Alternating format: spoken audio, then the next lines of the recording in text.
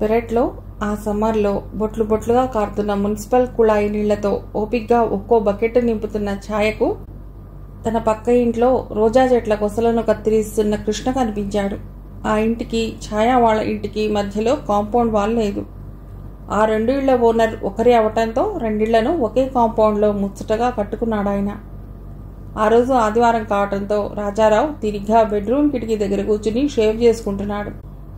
ఛాయ బాగా ఆలోచించి లాభనష్టాలు బేరీజు వేసుకుంది. మంచి చెడ్డల గురించి క్షణం ఆలోచించింది. వెంటనే అక్కడి నుంచి కదిలింది. తన కిటికీ ముందు నీడ పట్టంతో అద్దంలో నుండి తలెత్తిన రాజారావుని చూసి చిరునవ్వు నవ్వింది.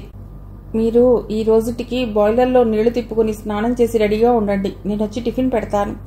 అమృతమ్మ వాళ్ళింటికి మన కృష్ణ వచ్చాడు. కాసేపు మాట్లాడి వస్తాను. పోనీ మీరు షేవ్ చేసుకుని రాకూడదు? కాసేపు సరదాగా మాట్లాడుకుందాం అనేసి భర్త జవాబు కాసించకుండానే చెంగున గెంతుతూ పక్కింటి వైపు వెళ్ళింది ఛాయ. అలా గెంతుతూ వెళ్లిన ఛాయ కృష్ణ రోజా చెట్ల కత్తిరింపుల నుండి తల పైకెత్తగానే ఆగిపోయింది. ఇన్ని కవులు చెప్పిన ఛాయకు కృష్ణ పూర్తిగా అపరిచితుడు. అతడిని పలుకరించాలి. తను అతడితో సరదాగా కబుర్లు చెప్పాలి. ఆ కమనీయమైన దృశ్యాన్ని తన భర్త దేవుడు చూడాలి. ఎలా? నువ్వు అమృతక్క తమ్ముడివి గదూ? అచ్చు మా తమ్ముడు గుర్తొస్తున్నాడయ్యా నిన్ను చూస్తుంటే అంటూ చనువుగా వచ్చి తనని పలకరిస్తున్న పక్కింటి ఇల్లాల్ని చూసి కాస్త తత్తరపడ్డాడు. ఆమె పలకరింపులో ఇలాంటి వెకిలితనం అతడికి కనిపించకపోయేసరికి ఆదరంగా చూస్తూ, మీరు ఈ పక్క ఇంట్లో ఉంటున్నారా అని ఛాయ ఇంటి వైపు చెయ్యి చాపి చూపాడు కృష్ణ. అవునయ్యా, మా వారి పేరు రాజారావు. LIC ఆఫీస్లో జాబ్ చేస్తున్నారు. అయ్యో, అసలు విషయమే మర్చిపోయాను. మా అక్క కూతురికి బర్త్ సర్టిఫికేట్ కావాలయ్యా. స్కూల్లో అడుగుతున్నారట. మీరు మున్సిపల్ ఆఫీస్లో పనిచేస్తున్నారు కదా, అందుకని మా వారికి పనితీరిక లేక నన్ను అడిగి రమ్మన్నారు. చనువుగా ఇలా వచ్చి అడుగుతున్నానని ఏమీ అనుకోకు. నేను నీకు అక్కలాంటి దాన్ని. మా అమ్మాయి వివరాలు చెప్పనా అంది గబగబా. చెప్పమన్నట్టు చిరునవ్వుతో చూశాడతడు. ఆమె వివరాలు చెప్పింది. సదరు వివరాలు తాలూకు పిల్లకు బర్త్ సర్టిఫికేట్ అవసరం ఇప్పుడేమీ లేదు. చూడు, ఆ కింద కొమ్మ కత్తిరించు. అక్కడ పువ్వు పూస్తే చాలా అందంగా ఉంటుంది. అతడు వంగాడు. అందలేదు. కింద కూర్చుని కొమ్మ కత్తిరిస్తున్నాడు. చప్పున అతడిని కవర్ చేస్తూ నిల్చుని తన చెయ్యెత్తి అతడి భుజం మీద వేసినట్టు భుజం మీద దాకా తీసుకెళ్లి తన మరో చేతితో దాన్ని కలిపేసింది. ఆ దృశ్యం దూరాన కిటికీలోంచి చూసే రాజారావులో ఎన్నెన్నో అనుమానాల్ని రేపింది. అబ్బా, ఎంత మొగ్గ వేసిందే రోజా అని కాస్త వంగిన ఛాయ తల ఎత్తి, దీన్ని నేను బెంగళూరు నుండి తెప్పించాను అంటున్న కృష్ణ అతడిలో అనుమానాల్ని బలపరుస్తున్నారు. ఒక్కసారండి మా ఇంటికి రోజా చెట్లు అమ్మే అతడు రోజా చెట్టని చెప్పి మందార చెట్టు ఇస్తే ముడుచుకున్న మందార మొగ్గ చూసి అబ్బా ఎంత పువ్వు పూస్తుందో అని సంబరపడిపోయాను. మర్నాటికది మందార పువ్వు అని తెలిసింది అని పక్కపక్కా నవ్వింది ఛాయ. అతడు కాస్త బిగ్గరగానే నవ్వాడు. పక్కింటి కొత్త అక్క చనువు ఆప్యాయత అతడికి నచ్చాయి. మీరెప్పుడు రోజా ఆకులు చూడలేదా? చూశానయ్యా, కానీ అంత పెద్ద ఎర్రటి మొగ్గ చూశాక నా కళ్ళు భ్రమ కమ్మినట్టయి మోసపోయాను. భలే వారే అని మరీ నవ్వాడు కృష్ణ. రాజారావుకి వాళ్ల ప్రవర్తన కనిపిస్తోంది, కానీ మాటలు వినిపించటం లేదు. కొద్దిసేపటికి నవ్వు పూర్తిగా ఆపి, సారీ, మిమ్మల్ని ఇక్కడే నిలబెట్టేశాను, లోపలికి రండి అన్నాడతడు. ఈ ఆహ్వానం కొరకే ఎదురు చూస్తున్న ఛాయ అతడితో లోపలికి వెళ్ళి అతన్ని సిట్టింగ్ రూమ్లో వదిలేసి నేరుగా వంటింట్లోకి వెళ్ళి అమృతతో అరగంట సేపు కబుర్లు చెప్పి వస్తానయ్యా అంటూ గడప దిగబోతుంటే అతడు మర్యాద కొరకు ఆమెను అనుసరించాడు. వస్తాను అనేసి తన ఇంటి దాకా వచ్చిన ఛాయ మరలా గుర్తు చేస్తున్నట్టు వెనక్కి తిరిగి పెద్దగా రాజారావుకి వినిపించేలా అంది. చూడు కృష్ణ, మర్చిపోకు. నేను చెప్పిన వివరాలు గుర్తున్నాయి కదా, రేపు అక్కడ కలుస్తాను. అంతా చూస్తున్న రాజారావులో హఠాత్తుగా బొగ్గుల బస్తా దొర్లించినట్టు అంధకారం. మర్నాడు రాజారావు సెలవు పెట్టాడు. అతడికి నిన్నటి నుండి ఒకచోట కూర్చోలేక ఒకచోట స్థిరంగా నిల్చోలేక ఉన్నాడు. ఎక్కడికి రమ్మంది కృష్ణారావును? ఏం చేస్తారక్కడ వాళ్ళు? ఇదే ఆలోచన. తన భార్య శీలాన్ని ఎవరో అపహరిస్తున్నట్లు ఆరాటపడిపోతున్నాడు. తన వస్తువును ఎవరో దొంగిలిస్తున్నట్టు అసహనంగా ఫీల్ అవుతున్నాడు. ఛాయ ఏమైపోతే ఏమిటి, నాకు జ్యోతి ఉంది అని అనుకోలేకపోతున్నాడతడు. ఛాయ నిర్మలంగా కృష్ణ విషయాలన్నీ అతడికి చెప్తూ ఉంటే భరించలేనట్టుంటోంది అతడికి. ఆమెను ఎలా వారించాలో, వారించి జ్యోతితో తన ప్రవర్తనను ఏమని సంజాయిషి చెప్పుకోవాలో అర్థం కాక తనకలాడిపోతున్నాడు. తన మనసులో సంఘర్షణంతా ఛాయకు చెప్పుకుంటే అతడినేదో మైండర్ అనుకుంటుందని భయపడుతున్నాడు. మీరు చేస్తున్న దానికి నేను చేస్తున్న దానికి తేడా ఏమైనా ఉందా అని ఆమె నిలదీస్తుందేమోనన్న శంక అతడిని అడగనీయకుండా చేస్తోంది. ఛాయ ఎప్పుడూ తయారవ్వనంత అందంగా తయారైంది. ఎప్పుడూ లేనిది కనుబొమ్మలు టీజ్ చేసింది. కన్నురెప్పల మీద ఐలైనర్ పెట్టుకుంది. ఐ షాడ్ వేసుకుంది. లైట్గా లిప్స్టిక్ వేసుకుంది. లేత నీలం రంగు సింగపూర్ చీర మీద లేత నీలం రంగు జాకెట్ వేసుకుని చెప్పుల్లో కాళ్ళు పెట్టింది. ఎక్కడికి? అంతవరకు తన పడక మీద వాలి డ్రెస్సింగ్ టేబుల్ దగ్గర తీరిగ్గా తయారవుతున్న భార్యను కుత్తకుత్తలాడిపోతూ చూస్తున్న రాజారావు అడిగాడు. అలా కృష్ణతో మ్యూజియం దగ్గరికి వెళ్ళొస్తాను. ఎంచక్కా ఈరోజు మీరు కూడా సెలవు పెట్టి ఇంట్లోనే ఉన్నారు. ఈరోజు ఇల్లు లాక్ చేయవలసిన పని లేదు. అతడేదో అనబోతున్నాడు. చాలా కోపంగా అనబోతున్నాడు. చెప్పుల్లో కాళ్ళు దూర్చడం పూర్తి చేసిన ఛాయ, ఈరోజు జ్యోతి వస్తానని మీకు చెప్పమంది. మర్చిపోయాను మీకు చెప్పటం అంది. జ్యోతి వస్తానన్న ఆనందం కలగలేదు రాజారావులో. తను కోపంగా అనాలనుకున్నది జ్యోతితో తన స్నేహం గుర్తుకు రావటంతో ఆపేశాడు. ఇల్లు జాగ్రత్త అండి, వస్తానండి. ఈసారి వారం మీరు, నేను, జ్యోతి, కృష్ణ ఇంచక్కా ఎక్కడికైనా వడదాం. వస్తాను. ఆమె వెళ్ళిపోయింది. రాజారావులో సర్వశక్తులన్నీ తనతో తీసుకుని మరీ వెళ్ళిపోయింది. ఏమండి? ఏమిటి పరధ్యానంగా ఉన్నారు? ఏమీ లేదు. జ్యోతిని ఎప్పుడు పెళ్లి చేసుకుంటారు? మంచం మీద భర్తకెదురుగా బోర్లా పడుకుని కాళ్ళు పైకెత్తి ఆడిస్తూ మురిపెంగా అడుగుతోంది ఛాయ. ఏమో ఏమిటండి? ఎవరైనా శాస్త్రులు గారితో మాట్లాడి రండి. మంచి రోజు చూసి పెళ్లి చేసుకుందరు గాని. నాకు మీ ఒక్కరితో బోర్ కొడుతోంది. లేచి కూర్చుంది ఛాయ. ఈసారి రాజారావులో చలనం కలిగింది. ఏమంటోంది ఛాయ? మీరు క్షణం ఆలస్యం చేసినా నాకు బోరు కొడుతుంది బాబు ఇంట్లో అనే ఛాయ ఇప్పుడేమంటోంది? రాజారావును హఠాత్తుగా చాలా నీరసం ఆవహించింది. అతడికి చాలా దిగులుగా ఉంది. తన ఛాయ తనకు దూరమైపోతుందనే భావమే అతడికి భరిపరానిదిగా ఉంది. ఛాయ, ప్లీజ్ అలా అనకు, నేను భరించలేను అని చెప్పేయాలనుంది. ఛాయను తన చేతులారా తానే పోగొట్టుకుంటున్నాననే పశ్చాత్తాపము అతడిలో ఉంది. ఏం మాట్లాడరు? త్వరగా పెళ్లి చేసుకోండి బాబు. ఓ మంచి ఇంట్లోకి మారిపోదాం. కాస్త చేంజ్ ఉంటుంది. అన్నట్టు మన కృష్ణ ఓ ఇల్లు ఖాళీగా ఉందని చెప్పాడు. భర్తకి మరింత దగ్గరగా జరుగుతూ అంది ఛాయ. ఛాయ నిమిషానికి తనకి దూరమైపోతున్నట్లు అనిపిస్తోంది అతడికి. ఎందుకనో అతడికి ఛాయ మీద కోపం రావటం లేదు. అన్నట్టు ఈ జోక్ చెప్పలేదు కదూ మీకు? నిన్న కృష్ణ నా చేతులు పట్టుకుని నువ్వు లేందే నేను బతకలేను ఛాయ అని ఏడ్చేశాడు. మనం పెళ్లి చేసుకుందాం ఛాయ అంటాడు ఎంతసేపటికి. అది ఎలా కుదురుతుంది చెప్పండి? మీరు అపార్థం చేసుకోరనుకోండి, లోకం ఏమనుకుంటుంది? లోకం ఏమనుకోకపోతే ఛాయకు కృష్ణను పెళ్లి చేసుకోవాలనే ఉందన్నమాట.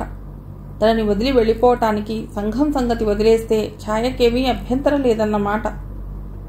అతడిని దిగులు, నీరసము, పశ్చాత్తాపము కలిసి పూర్తిగా అతడిని అసక్తుని చేశాయి. ఏమండి మాట్లాడరు? రాజారావుకి ఏం చెప్పాలో తోచలేదు. పోనీ చేసుకోరాదు అన్నాడు. ఆమె ఏం రెస్పాన్స్ ఇస్తుందో అని ఆతృతగా ఎదురు చూశాడు. అలా అనేశాక ఏమంటుందో అని విలవిలలాడిపోయాయి అతడి గుండెలు. ఛాయ మొదట విస్తుపోయింది. ఆ తర్వాత అసహ్యంగా చూసింది. ఆ చూపు అతడికి బొత్తిగా కొత్తగా ఉంది. తను విశాల హృదయంతో అనగానే ఆరాధనగా చూస్తుందనుకున్నాడు. ఛాయ తనను తాను నిగ్రహించుకుంది. చేసుకోమంటారా? మిమ్మల్ని వదిలి ఉండలేనులేండి. ఆమె జవాబు చాలా నచ్చింది రాజారావుకు. చాలా రోజుల తర్వాత నిజమైన ఆనందం కనిపించింది అతడి మొహంలో. కానీ ఆ వాక్యం వదిలి ఊరుకోలేదు ఛాయ. అలా అని కృష్ణని వదులుకోలేననిపిస్తోంది. పోనీ ఓ పని చేయకూడదు? మనం నలుగురం కలిసి ఒక ఇంట్లో ఉంటే ఎలా ఉంటుందంటారు? ఒకే ఇంట్లోనా? అగాధంలో పడిపోయాడు రాజారావు. జ్యోతొచ్చాక 2 బెడ్రూమ్స్ ఉన్న ఇల్లు తీసుకోవాలి ఛాయ అని మీరంటుంటే ఎందుకు వృధా? ఏ హాల్లోనో పడుకుంటే గడిచిపోదు అనుకున్నా. కానీ నిజమేనండి, ఓ మంచి ఇల్లు చూడండి. కృష్ణ వస్తే ఇల్లు చాలదు. ఆలోచిస్తున్నట్లుగా ఆగిపోయింది ఛాయ. ఇప్పుడు మనం నలుగురం కదా, ఇంకో స్కూటర్ కొనుక్కుందామండి. వద్దు వద్దు, ఏకంగా కారు కొనుక్కుందాం. మనకేం, ముగ్గురు సంపాదిస్తున్నారాయే, ఎంచక్కా మీరిద్దరూ ముందు, మేమిద్దరం వెనుక. ఆహా, నేను జ్యోతి వెనుక. ఆహాహా, అది బాగోలేదు. ఎలా కూర్చుందామంటారు చెప్పండి? వెర్రిగా చూస్తున్నాడు రాజారావు. అతడికి మతిపోతోంది. అయ్యయ్యో, నా మతి మండ, స్టవ్ మీద పప్పు మాడిపోయినట్లుంది. మీకు రావటం లేదు వాసన అంటూ అతడి మొహాన్ని స్టవ్ మీద పప్పులాగే మార్చేసి లోనికి వెళ్ళిపోయింది ఛాయ. ఈ మధ్య మీరు మరీ డల్గా ఉంటున్నారు. అసలు జ్యోతి కబుర్లు కూడా చెప్పటం లేదు. అతని పక్కన పడుకుని అతడి వెంట్రుకలతో అల్లరిగా ఆడుకుంటూ అంది ఛాయ. నీరసంగా నవ్వాడు రాజారావు. ఛాయ అన్నట్టు అతడిలో ఈ మధ్య కాస్తంత కూడా ఉత్సాహం లేదు. జ్యోతితో గడపాలని, జ్యోతి కబుర్లు ఛాయకు చెప్పాలని కానీ అతడికి అనిపించటం లేదు. ఎంతసేపు తన భార్యలోని మార్పే అతడిని కలవరపెడుతోంది. తన భార్య అమాయకత్వంతో, తను చెప్పిన పాఠాలతో నైతికంగా పతనం కాబోతున్నట్టు ఆ ఊబి నుండి తన భార్యను తను రక్షించుకోవాలన్నట్టు ఎప్పుడూ ఆలోచిస్తున్నాడు. అతడికి ఈ మధ్య బొత్తిగా శాంతి లేదు. జ్యోతి దగ్గరికి వెళ్ళటం లేదు.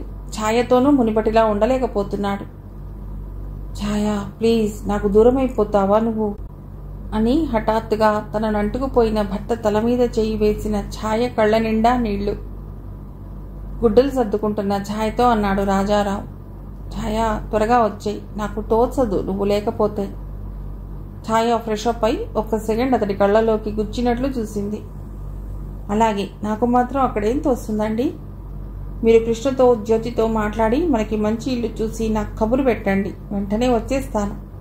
ఎంత దూరమని? మా ఊరు నెక్స్ట్ స్టేషనేగా.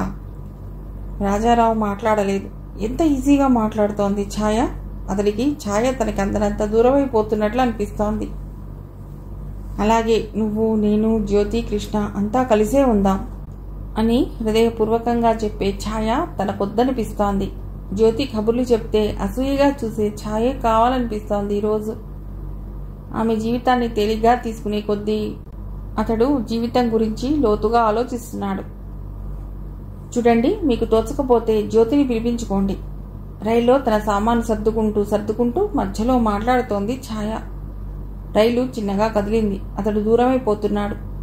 మీ ఆరోగ్యం జాగ్రత్త అనే ఆఖరి మాటలు చెప్పలేదు ఛాయ. పైగా, మర్చిపోకండే, కృష్ణతో జ్యోతితో మాట్లాడి కబురు పెట్టండి, వస్తాను అంది గట్టిగా. ఆమె ప్రవర్తన అతడిని కృంగదీస్తోంది. ఆఫీస్ వదిలాక అక్కను స్టేషన్లో వదిలిరండి అన్న జ్యోతి ఆహ్వానాన్ని మన్నించే శక్తి లేనివాడిలా నేరుగా తన ఇంటికే వెళ్ళాడు. ఆ ఇల్లు చాలా శూన్యంగా ఉంది. ఇది మమ్మీ జరిగింది. ఇక జరిగేదాని కొరకు నేను ఎదురు చూడాలంతే. దిగులుగా చెప్తున్న కూతురు వంక ఆందోళనగా చూసింది వర్ధనమ్మ. నువ్వు చాలా సాహసం చేశావేమో అనిపిస్తోంది ఛాయ. లేదు మమ్మీ, ఇది సాహసం అని నేను అనుకోవటం లేదు. ఎలాగూ జ్యోతిని పెళ్లి చేసుకున్నాక వాళ్ల సంసారం చూస్తూ నేను అక్కడ ఉండలేను. అందుకే నా అదృష్టాన్ని పరీక్షకు పెట్టాను మమ్మీ. ఏమో ఛాయ, అతడంటే మగాడు. నిన్ను అతడు అపార్థం చేసుకుంటే కష్టమే. నువ్వు అలాగే మాట్లాడుతున్నావా మమ్మీ? వర్ధనమ్మ మాట్లాడలేదు. ఆమె మగవారి గురించి, ఆడదాని గురించి, వాళ్ళ అవకాశాల గురించి ఆలోచించటం లేదు. తన కూతురి భవిష్యత్తు ఏమైపోతోందోనని విచారిస్తోంది. పోనీ ఛాయ, ఆ పిల్ల సాత్వికురాలని చెప్తున్నావు కదా, ఆ అమ్మాయిని నువ్వు బతిమలాడుకుని నీ బాధ చెప్పుకుని ఉంటుంటే బాగుండేది. చాలా అసహనంగా అడ్డంగా తల ఊపింది ఛాయ. నో మమ్మీ, అది నాకు ఇష్టం లేదు. చిరాగ్గా చూసింది వర్ధనమ్మ. ఇష్టం లేదనుకోవటానికి ఇది జీవితం, తినే పదార్థం కాదు. అంత అభిమానాలు పనికిరావు జీవితాలు సవ్యంగా నడవటానికి. దిగులుగా చూసింది ఛాయ. ఆమె కళ్ళ నిండా నీళ్లూరాయి. లేదమ్మా, నేను అభిమానాలకి పోవటం లేదు. అలా జరిగి ఉంటే నేను జ్యోతిని పెళ్లి చేసుకోవాలనుకుంటున్నానని అతడు చెప్పినాడే, ఆ అసహ్యంతో, ఆ విరక్తితో అభిమానపడి నీ దగ్గరకు వచ్చేద్దును. నా జీవితాన్ని బాగు చేసుకోవటానికే మమ్మీ నేను ప్రయత్నిస్తున్నాను. ఇదా బాగు చేసుకోవటమా? మమ్మీ, బహుశా నేను జ్యోతిని బ్రతిమలాడితేనో భయపెడితేనో ఆ పిల్ల ఈ పని మానుకోవచ్చు. కానీ జ్యోతి అతడిని కాదనంత మాత్రాన మగవాడి మనస్సుకు నచ్చే ఆడపిల్లలు మన ఆంధ్రదేశంలో కరువయ్యారా మమ్మీ? కూతురి కంఠంలో కదలాడిన బేలతనానికి కరిగిపోయిందామె. పోనీలే, బాధపడకు. ఎలా జరగవలసి ఉంటుందో అలాగే జరుగుతుంది. కూతురి వైపు జాలిగా చూస్తూ కూతురి కన్నీళ్లు తుడుస్తూ అంది. కానీ ఆమె మనస్సు 1000 శంకలతో వేసారిపోతోంది.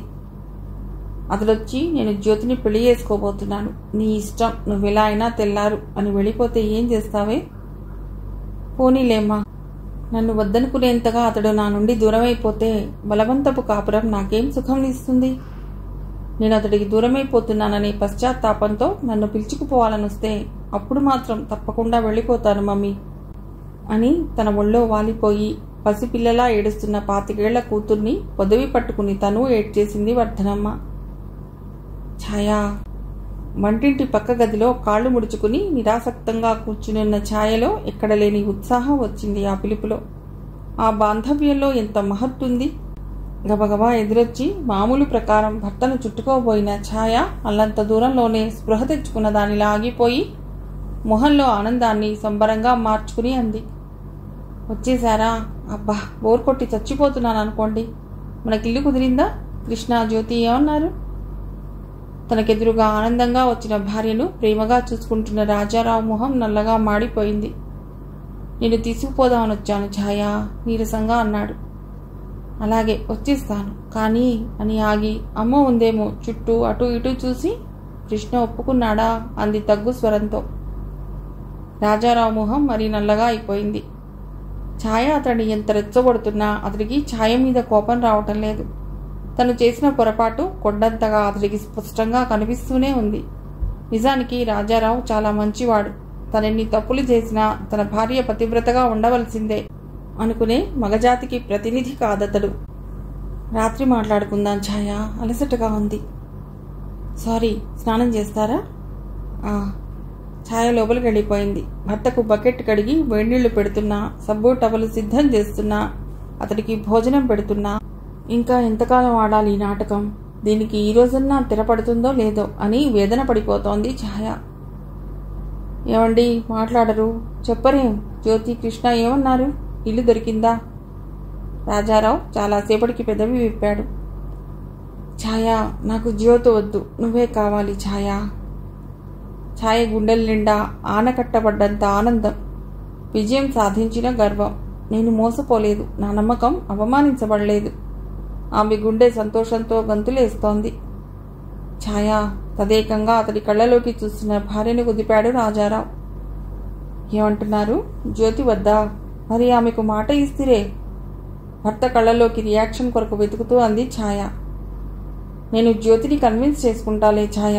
నువ్వు నా కొరకు మాత్రమే బతకగలవా? కృష్ణారావుని మర్చిపోగలవా? ఛాయ హఠాత్తుగా అతడిని అల్లుకుపోయి బావురుమని ఏడ్చేసింది.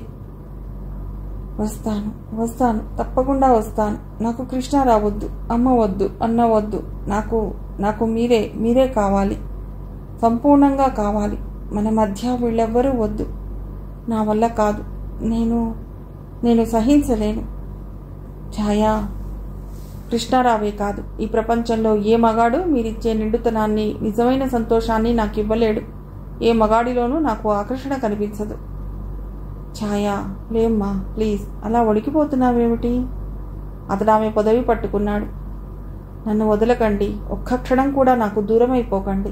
మీరు లేనిదే నేను బతకలేను.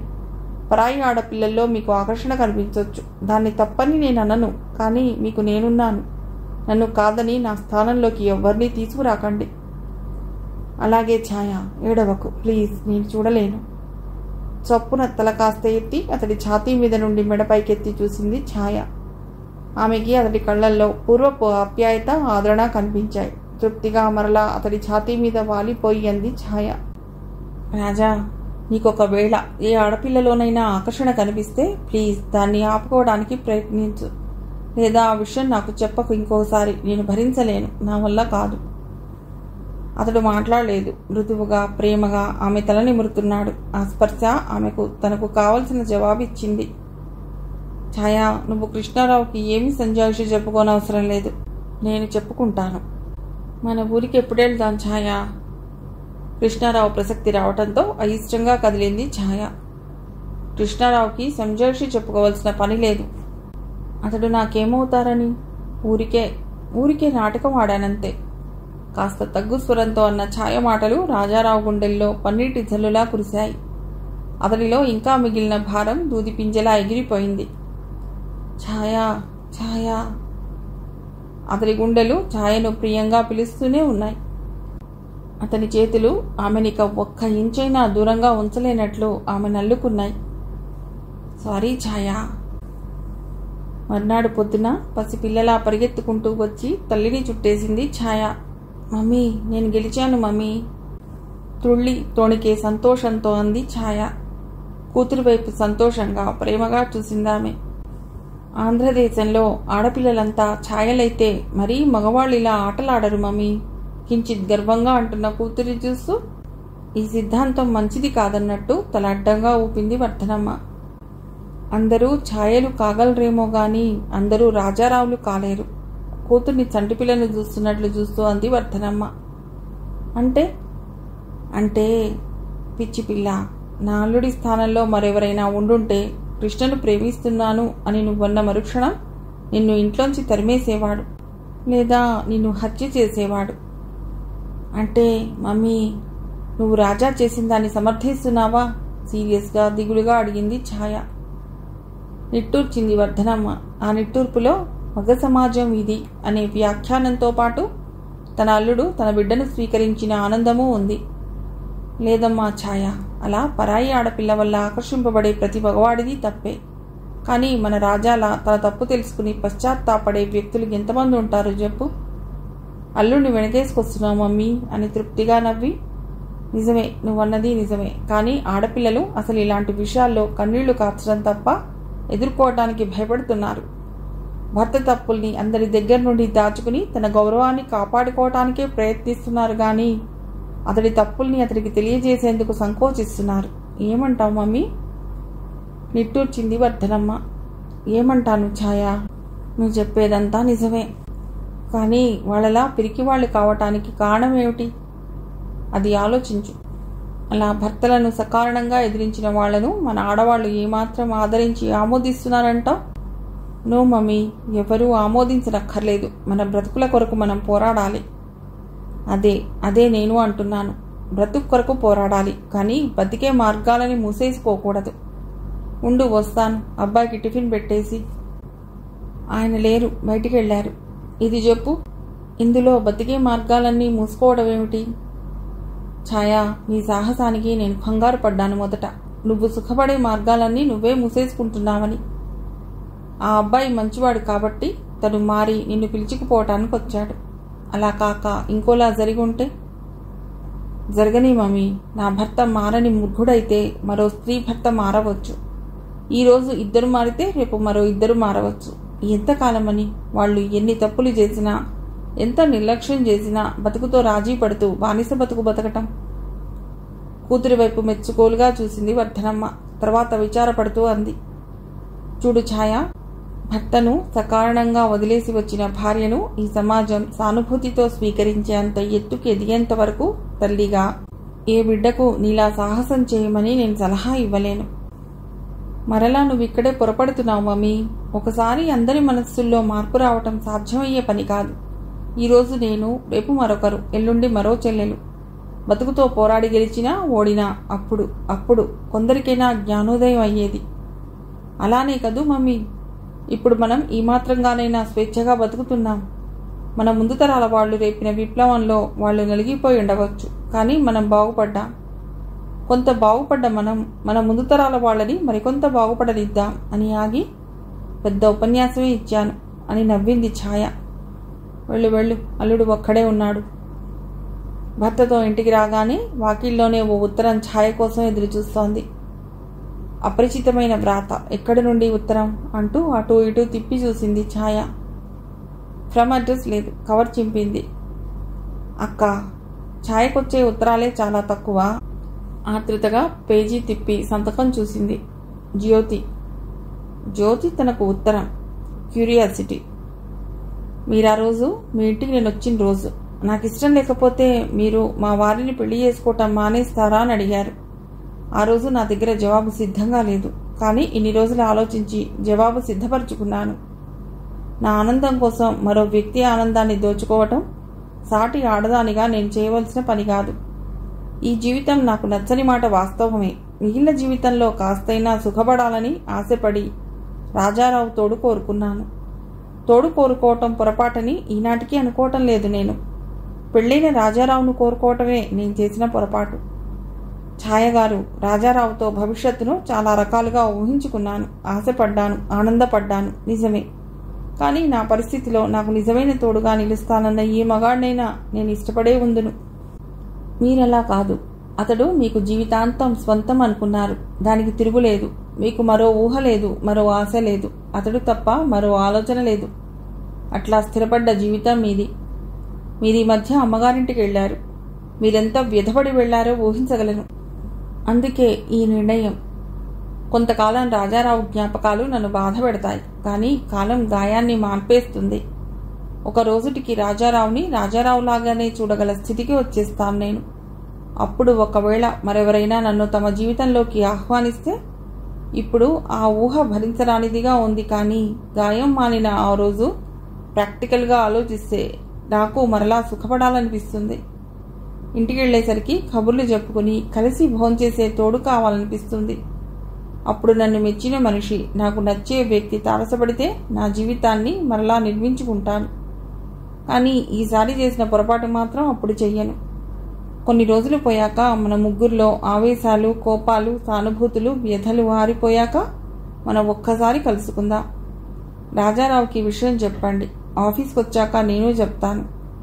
చాలాసేపు అలాగే తెరిచిన ఉత్తరాన్ని మూయకుండా కూర్చుంది ఛాయ. పాపం జ్యోతి. జ్యోతికి ఇష్టం లేని జీవితం నుండి ఆమెకిష్టమయ్యే జీవితంలోకి ఆమెను పంపాలి. తను అందుకు ప్రయత్నించాలి. ప్రతి మనిషికి సుఖపడే హక్కు ఉండాలి. ఇంకా అలాగే కూర్చుని ఆలోచిస్తోంది ఛాయ. కథ సమాప్తం.